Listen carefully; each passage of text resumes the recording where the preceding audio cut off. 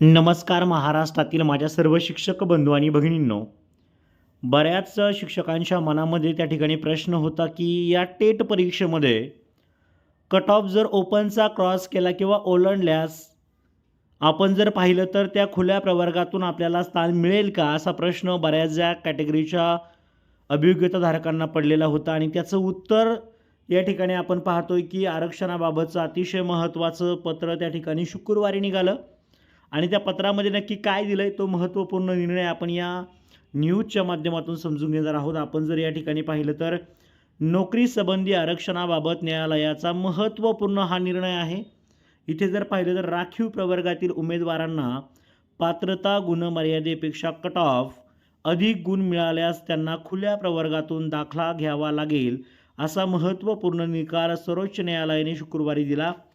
अनरक्षित प्रवर्ग हा खुल्या प्रवर्गातील उमेदवारांसाठी राखीव नाही, तर तो सर्व केवळ गुणवत्तेवर आधारित गुणवान उमेदवारांसाठी खुला आहे, असे महत्त्वपूर्ण निकालपत्र लिहिणारे न्यायमूर्ती सतीश चंद्र शर्मा यांनी नोंदवले आहे.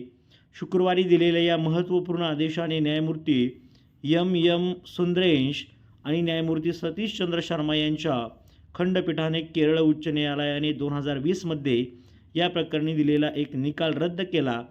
केरळ उच्च न्यायालयाने गुणवान राखीव प्रवर्गातील उमेदवारांना, म्हणजे जे कास्टमध्ये जे कॅन्डिडेट आहेत त्यांच्यासाठी यादीतून वगळण्याचे आणि अनारक्षित उमेदवाराला नियुक्त करण्याचे निर्देश भारतीय विमानतळ प्राधिकरणाला दिले होते.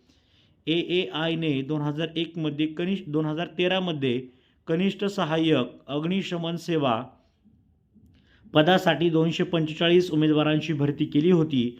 निवड प्रक्रियेत AAIने आरक्षित तसेच अनारक्षित प्रवर्गातील अनुसूचित जाती, अनुसूचित जमाती आणि इतर मागासवर्गीय उमेदवारांची 122 खुल्या प्रवर्गातून नियुक्ती केली होती.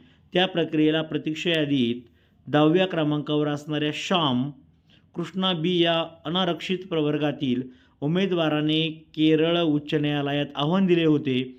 केरळ उच्च न्यायालयाने AAIची निवड प्रक्रिया योग्य नसल्याचे सांगत त्यांना याचिकाकर्त्याची नियुक्ती करण्याचे आदेश दिले होते.